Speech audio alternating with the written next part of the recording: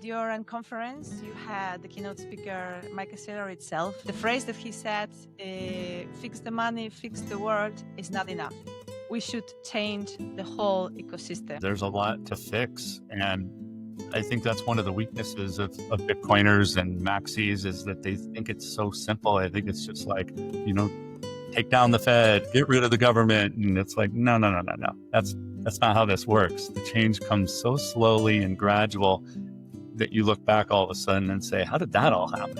How did we get here? There's two ways to build the biggest skyscraper in a city. You can tear down all the other buildings, or you can build a new building. And I think, the time of being very negative and toxic Bitcoiners, I think it's time to be, as Mike would say, more cheerful and constructive. During his keynote that you mentioned, fix the capital markets, fix the banks. And the one that hit me the most is fix the attitudes. Fix my attitude. Fix your attitude. It's going to take being positive and cheerful. And I know not every day is perfect, but I think that's where we need to start.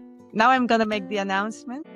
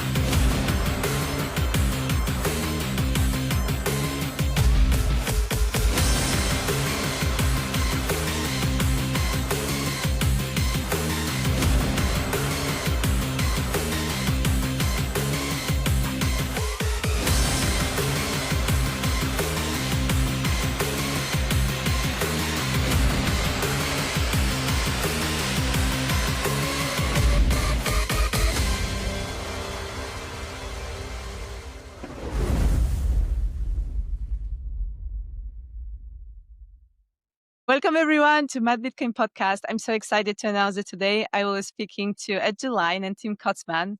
Welcome. Ed, you have been working lately on the new project that you've launched less than a month ago, a huge Bitcoin Treasuries Unconference. Can you please present yourself and tell us a little bit more about it, how you happen to work together on this and create this event in such a record time? Ed, if we can start with you, please. Yeah, sure. So I have been in Bitcoin quite a while, but only working in Bitcoin the last 3 years. Had the opportunity to work at Bitcoin Conference and then at Mara and then at Strategy, kind of jumping from project to project as the opportunities got bigger. I had the opportunity to invest in a Bitcoin treasury company, which meant that I had to leave Strategy, but I immediately called Tim. He was the first call I made, and he said, that's great because I'm doing a conference in 6 weeks and I need help. And so we partnered together and pulled off the Bitcoin Treasuries Unconference in September. That was, by all accounts on the web, quite a success. And now we're trying to figure out how we're going to build out this Bitcoin Treasuries media company to take advantage of what's going on in this space. To you, Tim. Yeah, about a year ago, actually this week, I launched what became the Bitcoin Treasuries podcast, starting out with really focusing on MicroStrategy, now strategy, and interviewing the executives and the analysts around that. And one thing led to another, launching a digital conference and then the Unconference. And I connected with Ed when he was at Strategy, when he was the director of Bitcoin advocacy. And he was always very helpful and is a great connector. So it's just been a kind of a whirlwind journey over the past year. And we're excited to see everything we can do next. Okay, great. Where does this idea came from? Because we've got like a lot of different Bitcoin conferences all over the world. Bitcoin is a niche in itself, and making Bitcoin Treasury Unconference only focused on the Bitcoin treasury companies, it's like the niche within the niche. Where does the idea came from? I know there's like a lot of going on in this space, especially in the United States, maybe not that much in Europe yet. But where did you get the idea from? Why you thought it's going to be successful? Why you thought it was worth it? Yeah, it was a little accidental and kind of just try stuff out in the beginning, meaning the group, including a lot of the ladies and gentlemen from the True North group, they were really focused on MSTR as a trade, and more like a medium to maybe long term trade, and talking a lot about that. So that conversation then led to um, just trying to interview podcast style everyone else in the space. I did get some feedback that I was going to run out of material, and if things would not have progressed the way they did over the past year, that might have been a risk. So, as you said, it's kind of like this thing inside this thing inside this thing, and we're really niching down. But now, as we see, dozens of additional Bitcoin amplified companies coming to the public markets, I think this is really an inflection point and just the beginning of what will be a lot to cover moving forward. So I don't think we're going to run out of content anytime soon. Yeah, and Hopefully then not. specifically to the Unconference, I had worked at Bitcoin Conference. I was in charge of the strategy Bitcoin for Corporations conference, and had attended however many hundreds of conferences in my life, and I had kind of an idea for what we could do different, what could be more interesting, what would get people more Mhm. engaged. And we had gone to a conference last year in California, put on by Fred Krueger and his group, and it really resonated because it was a different way of doing things. And so we took some from that, took some from some other events, and then we have another friend of ours, Adrian Pruitt, who's an Emmy Award-winning documentarist, and we presented the idea, and he immediately got it, and we said, okay, we're gonna run with this. This is gonna be something like nobody's seen before, and we weren't really nervous because we knew how cool it was going to be, and so the responses we got of from people was a little bit of like, yeah, we're glad you saw it that way because that's what we were hoping for. Now, And yeah, yeah. No, this topic is like very close to my heart because I remember the first time I started to write about Bitcoin, like a year ago. I remember the date. It was 29th of October. It was just after the strategy made this Q2 earnings announcement, and I heard Michael Saylor talking about it. This was like the first time I started to write about it. And it's true that I think that the focus is changing a little bit. You mentioned in one of the podcasts that we are seeing now like Wall Street suits. We for the other side we are seeing these basement coders. They are still there. Sometimes there are the frictions. I'm just coming back from the Bitcoin conference from here from Spain, and I can still see like a lot of skepticism. There are a lot of like radical Bitcoiners there that I don't like. Wall Street bankers, big companies coming. They don't understand that Bitcoin is for everyone. Bitcoin is permissionless. So the more different institutions are there, the better. I don't think we could come from 60,000 to 120,000 one year if they weren't there, if the ETFs, if companies like Strategy, Metaplanet weren't there. But still, there is this friction. After the conference, have you noticed like any other insights and any other focus that we can capture, like not only like the old school Bitcoiners, now this new school Bitcoiners, any other news ideas apart from Wall Street are arising? Have you seen the change in the attitude in general from people from the corporate world? yeah, so when Bitcoin started, back in the 2011, 12, 13, it was all cypherpunks, right? It was all guys that just loved the code and liked to think about freedom money and stuff like this. And as all these unlocks came to Bitcoin, it brought in new people with new ideas.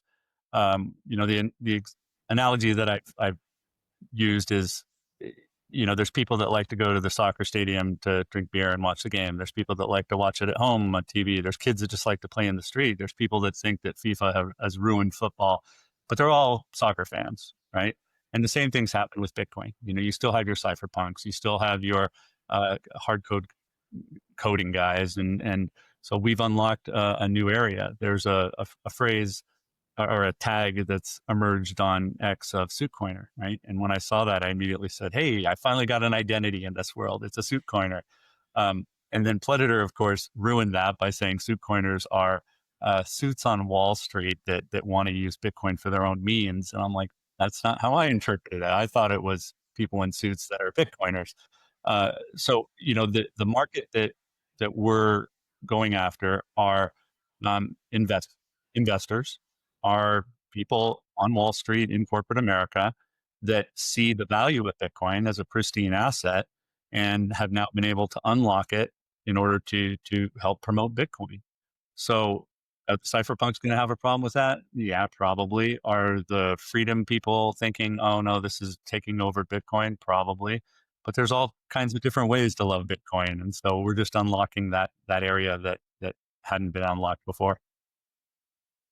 All right. What's your take on it, Tim? You are also very open to. You're not very Bitcoin maximalist neither. You are more open to other blockchain ecosystems. Tell us a little bit more about it. No, he's not. No? I'm Bitcoin only. So I saw a post today. It was a survey of what you think the price of Solana is going to be by the end of the year. And I thought about commenting on it, and I thought I'm just going to move on. Right? I'm focused. I'm focused on Bitcoin. I'm all in on Bitcoin. I'm Bitcoin only. That's where the orange tie definitely comes from. So I think there's a lot of education to be done in the Bitcoin treasury space, because when people hear the word leverage, they think of things that have happened in the past that lead to major drawdowns in the ecosystem. Yeah. But amplified Bitcoin and responsible amplification of it, or leverage, intelligent leverage, is something new. Meaning, if the price of Bitcoin goes down, these companies are not, in most scenarios, in any position where they would have to sell any Bitcoin. So that shock absorber, which is the common stock of a lot of these companies, that's taking the hit. The hit is not them having to sell their Bitcoin, and we've seen that already. So I think the responsible amplification of Bitcoin, along with all of the other themes that we've seen with the ETFs coming online, and with the Bitcoin Strategic Reserve executive order here in the United States, is just the beginning of this trend. And all of that, all the way to preferred products, there's just a lot of education and awareness to be done there. And so that's what we're hoping to do through the media, through the events, through the advisory work, is just move all of this forward, because the conversation isn't even here on Wall Street yet. I'm in New York. No one knows what's going on yet, except for a few maybe investment bankers that already think, and this is based on a conversation last week, they're like, there's already too many of these things, right? Yeah. And they're grappling right now with some of the compression that you've seen in some of these share prices. And so the timely question in the conversation right now I'm hearing is, how do we get the stock back up, right?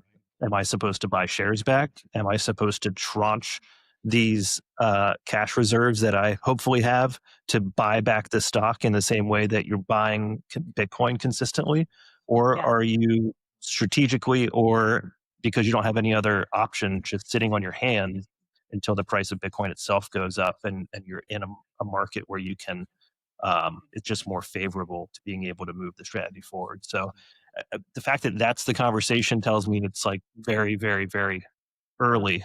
And obviously, when MicroStrategy started the trade, started this ecosystem back 5 years ago, it took many, many, many, many, many years for anyone to follow along. And I think that's why Michael says that this is really year one. Yeah. Yeah, I completely agree. I think that capital markets are already complicated. Now, turning the tables around the capital markets that few people understand, knowing that if you start to understand what the Bitcoin Treasury company is, you start to realize that all the KPIs that used to be used to measure the value of the companies doesn't serve anymore. We've got like this new famous MNAV, we've got the Bitcoin per share, we've got completely new KPIs.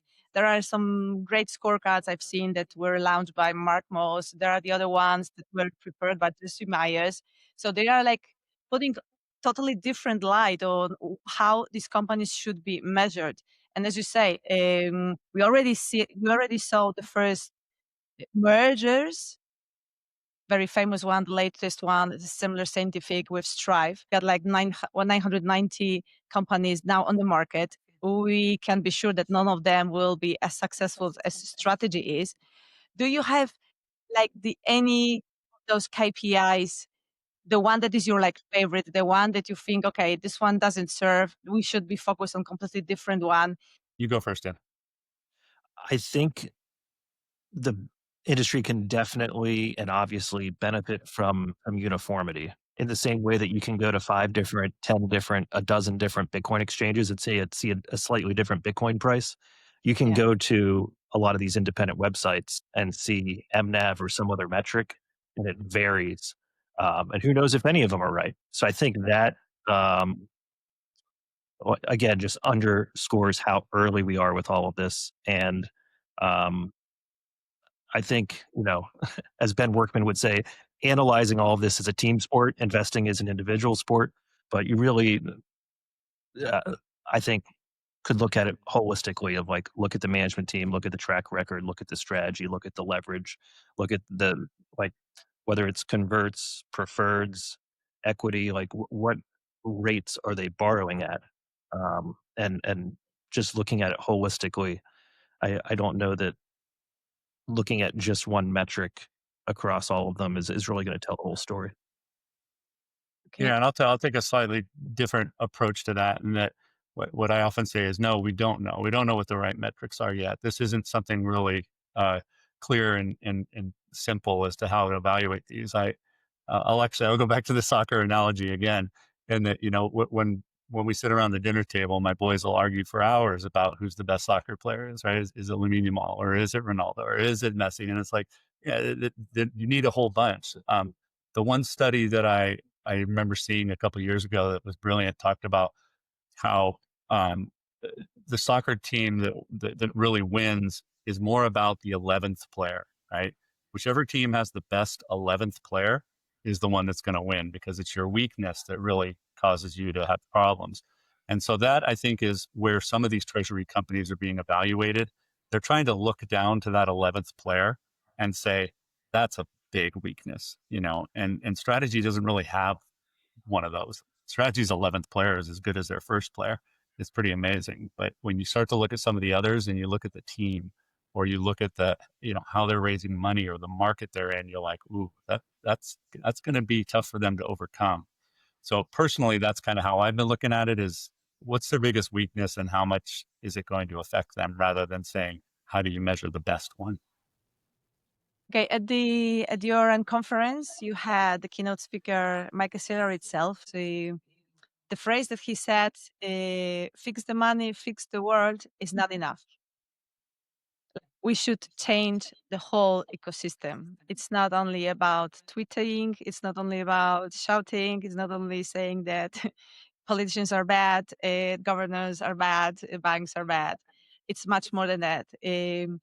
How do you see this approach? You think that if there is any chance of changing the way that the old TradFi corporations are thinking? Because I'm coming from the banking system, and I see, as you said, Tim, the education is a key, and the education is like not yet coming. You think it's possible the change of the whole ecosystem? Apart from education, what do you think that should be done? Because if we're talking Yeah, about ecosystem, it's quite kind of difficult. insider story on that.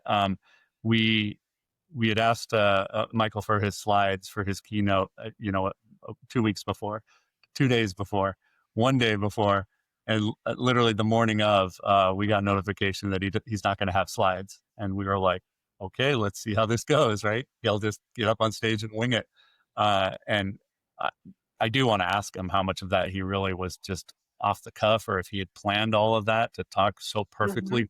30 minutes. It was just amazing. And I remember him saying on one podcast once that he often just says things, it's going up forever, and then he sees if it sticks or not. So he's really doing kind of like a impromptu comedian, or actor, just like seeing what works, what sticks every time he talks. But it's not that he just got up there for the first time and started talking about treasury companies. He took his combined knowledge and just for a half an hour just nailed it. It was amazing.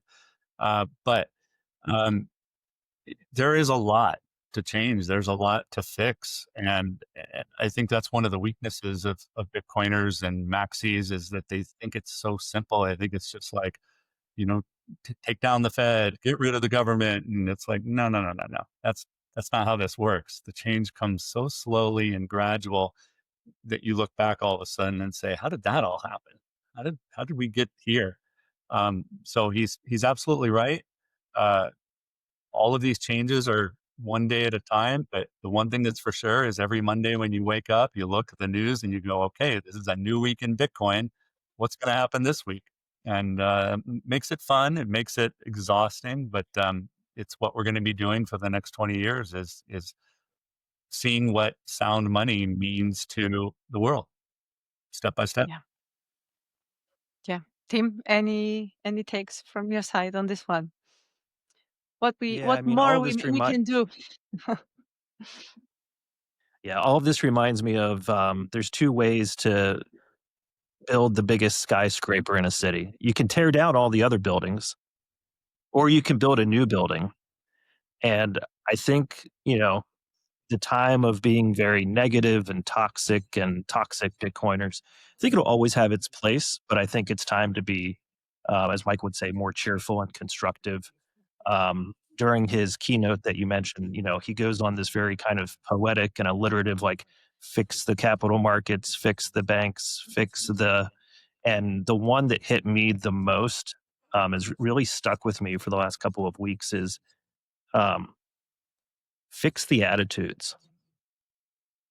If you just really sit with that, I would encourage everyone to sit with that for a few minutes. Fix the attitudes. Fix my attitude. Fix your attitude. It's going to take being positive and cheerful. And I know not every day is perfect, but I think that's where we need to start. And I think my hope is that that's a theme we're going to see moving forward. Yeah, I completely agree. I think people are, I'm talking to a lot of people from different sectors, and the first thing is that they are complaining, but they're not looking for the solution. That's very sad. I understand, and I always repeat it, that we are in this rat race, that we are working very hard, that we are coming back home, we are very tired, we don't have time to even think about anything. We just put on Netflix and we just disconnect. But then don't expect that your life will change. Yes, your life will not change if you're not give it a chance to change, and the change starts from you, and the change always starts with you.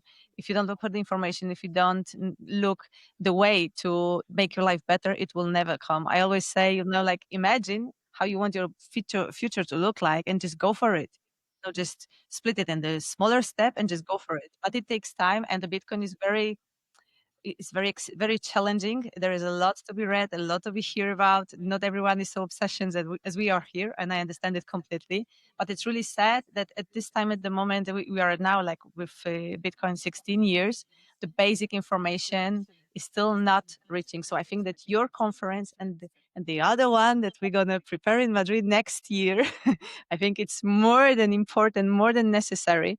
Because when you talk to the people over the street and they hear that I'm Bitcoin, they said, okay, but it's so complicated and I'm so scared that I'm going to lose money. And what if I want to pay something that I need liquidity and I've got my Bitcoin, who knows where? So there's, like, still basic information that it's not there. So we are talking here that of course, USA is always going at completely different velocity than the rest of the world. So you're like 100 years already ahead of what is going on in Europe. In Europe, there is not even a discussion in any of the parliament and any of the government. Like we can only mention like very few, Sweden and Czech Republic, and that's it. And something is going on in France, but you will never, I have never had anyone in Spain talking at this governmental level about Bitcoin. Everyone is talking about CBDCs, or they're not talking about it at all. So yes, I think that the events are necessary. The spreading of the word is completely necessary. And the way you done it at this last unconference, I love the name unconference because it was really so different from any other conferences. You've made even the format was completely different. Yes, there was no presentations, there was no like show, no, it was like completely different. Everyone seems to be like speaking openly, sharing their ideas. There were lots of questions. Why do you think this change in the dialogue is also important? Yeah, I've never called myself a Bitcoin maximalist. I've always used this phrase, Bitcoin inclusionist, right? In the sense that we got to bring everybody to the table together, right? And I'll go to the East Denver conference because I want to see what they're doing. And then, I ask Bitcoiners, like, can you do what they're doing in Solana and Bitcoin? And they're like, no. I'm like, well, then shut up, go build it on Bitcoin if you can't do it on Bitcoin. But if Galileo and Copernicus would have been running around the streets saying the sun's at the center of the universe, and if you don't get that, you're stupid, and it never would have worked, right? They had to present with facts. They had to convince people slowly. Everybody's got their own incentive system. The church had its incentive system. The medical profession had their incentive system when we discovered germs and viruses. And in this case, we've discovered sound money, and convincing Wall Street and governments, hey, this is better for you. It's not something they're going to immediately drop everything they're doing and their houses in the Hamptons and their Maseratis and say, oh yeah, let's give up on everything that I've been working on and living for the last X years and just abandon it and go for this new way.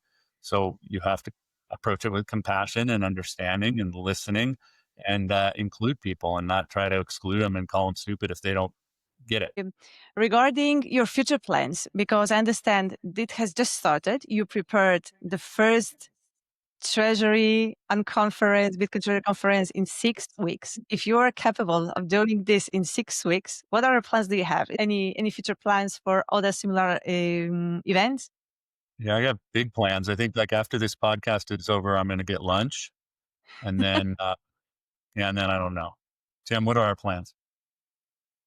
I mean, lunch sounds pretty good, right? Lunch always sounds good. You gotta stay fueled for the journey. Yeah, I mean, the day after our conference, we did a networking event between allocators and treasury companies. It was very well attended, standing room only in the back room of PubKey. And they were gracious hosts with coffee and bagels. We did a digital version of that was well attended. So yeah, we're going to see how the market develops, but bring people together and with the same thesis of when people ask how long are you going to do your podcast, well, as long as it's helpful, right? If it's no longer helpful, we'll go do something else. So I think we're just iterating in that direction, as a podcast to a digital conference to an in-person conference to different networking events, whether that's digital or a dinner or a breakfast. And I think that's the power of the digital aspect is you can just do things. You can just try things for a very low cost and see what resonates.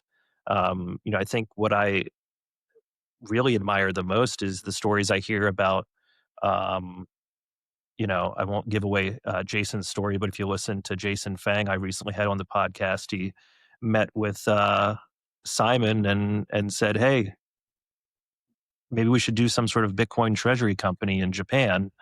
And he put a poll on X and, you get feedback in real time. I think that's so powerful, especially if you have any sort of audience.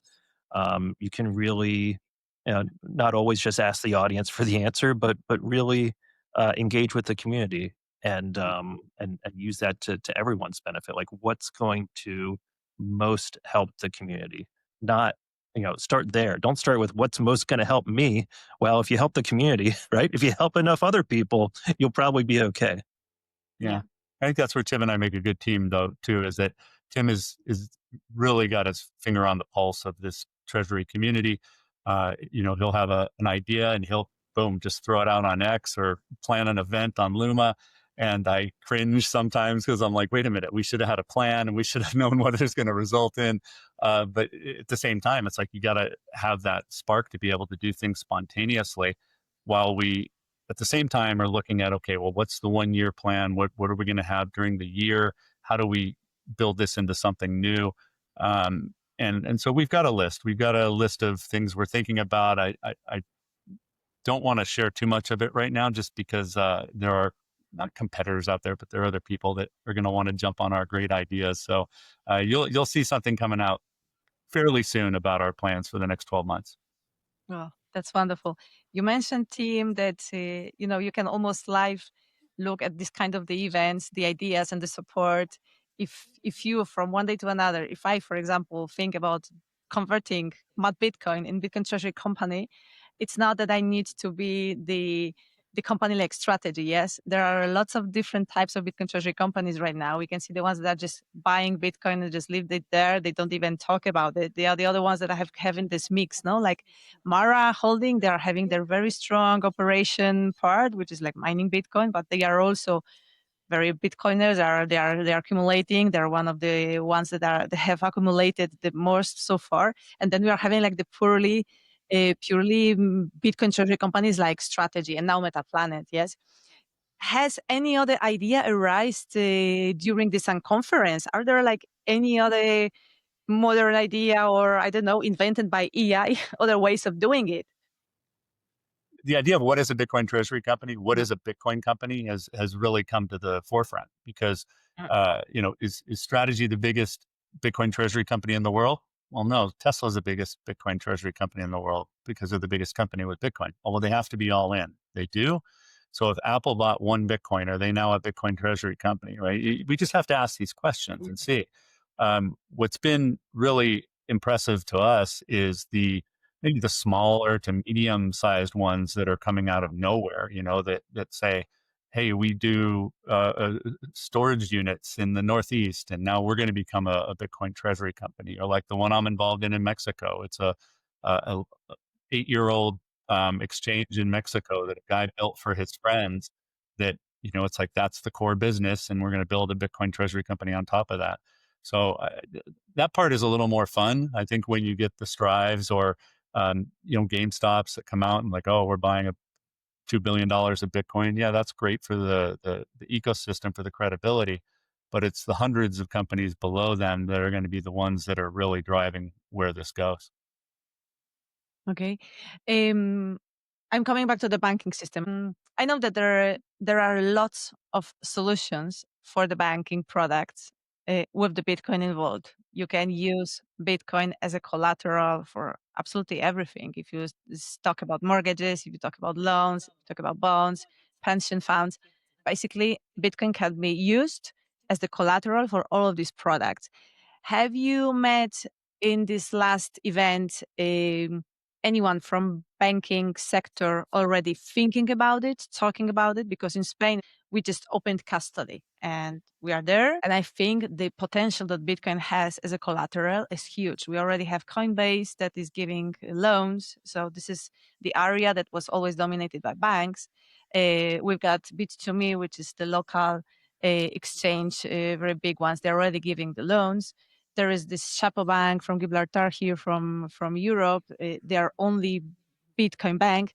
But in these huge corporations, there is like still, I can see a lot of fear. People from all over the world are calling me and they're asking, how can I talk about Bitcoin working in a bank? They see it like contradictory, like oxymoron, How do you see that? Do you see any change in the mentality, at least in the United States? Have you met anyone that is like being more and more open and sees the potential that it really has? Go for it. Yeah, I think everything starts with a conversation. And when I was at the conference in DC, I spoke with an executive from one of the top 10 US banks, and he was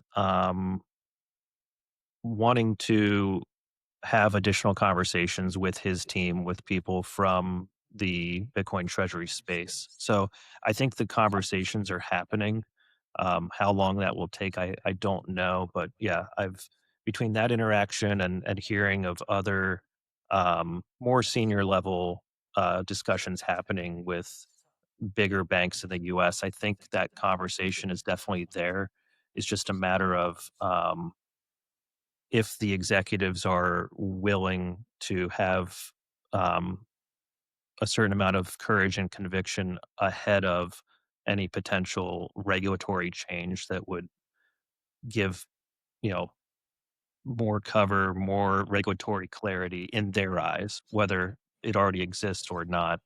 Um, so I think there's more to come over the next couple of years, and I think that conversation is ongoing, which is constructive. I think if you were to go to Central Park and blast out saying, "Hey, all Bitcoiners come to Central Park," it would be tens of thousands. They're out there, they're out there at these companies. When I was at the Bitcoin conference, we would use this reverse lookup tool to see where our attendees were coming from, right? Because even though they were using Gmail and Yahoo and whatever, we were able to go back and find them on LinkedIn, and it was shocking how many people from JP Morgan, how many people from Citibank, from Banamex, all these different big institutions were coming to the Bitcoin conference, but on their personal email address. And um, it just really presented a picture of they're out there in these companies influencing little by little. Is the C-suite on board? Probably not. But little by little, people like you are going to be there making some noise. And then one day they're going to be like, hey, should we be doing this? It's like, let's go get Aldana. Let's go get this person. And, that's basically what happened at BlackRock is, Larry Fink heard about the ETFs for Bitcoin and he called Robbie Mitchnick and said, hey, come tell me about Bitcoin. And boom, now we're going to do a Bitcoin ETF at BlackRock because I've been orange pill. So it's going to happen. It's just not something that happens in one day, and it's not something that happens with one person. It's just this accumulation of people getting it over time, like a virus, and it just spreads throughout the company. Yeah. No. Hope so. I hope so. Yeah. I hope so. It will happen. You're very optimistic. Let's wait and see. What about the initiatives like US Bitcoin Policy Institute and also UK Bitcoin Policy Institute? I've been observing them from like the very beginning. I've met some person that are personally been like co-founders of these institutions.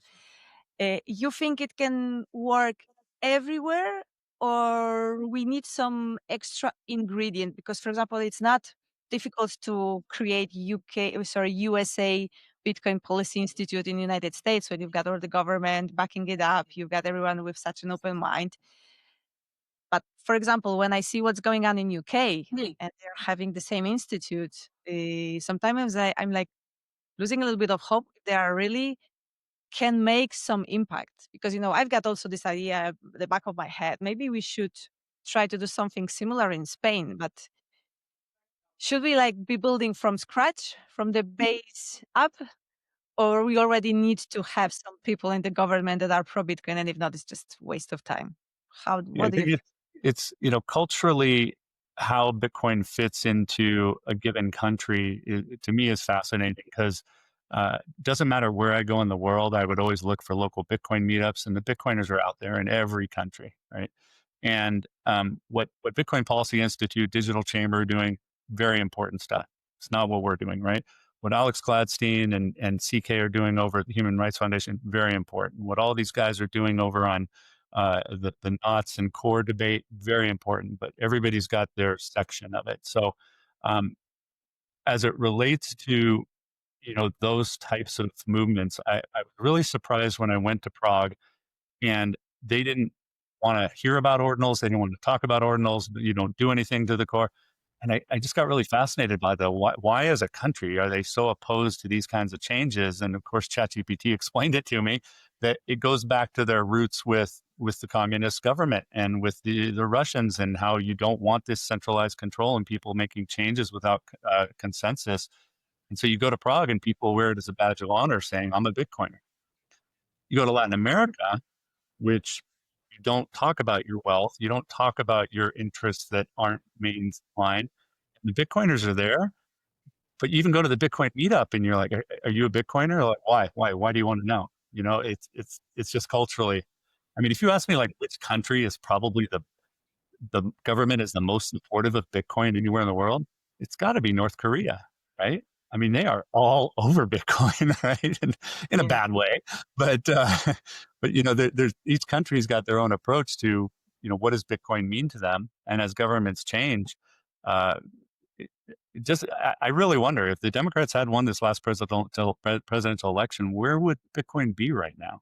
Yeah. I want to believe that it would have happened anyways. People disagree with me, but it's just timing and where your country is culturally with change, with improving things. And so Europe's in a tough place right now. UK's in an even tougher place. And so you see Prague, you see Sweden, you see these other countries are moving ahead a little faster, a little further. I don't know, Tim, you've been around the world lately a lot. What do you see? Yeah, I tend to hold two thoughts in my head at the same time. One is it's going to take all of us. So everything's good for Bitcoin. We need everyone in each jurisdiction to do what they can. I think that's positive. While at the same time, I think the U.S.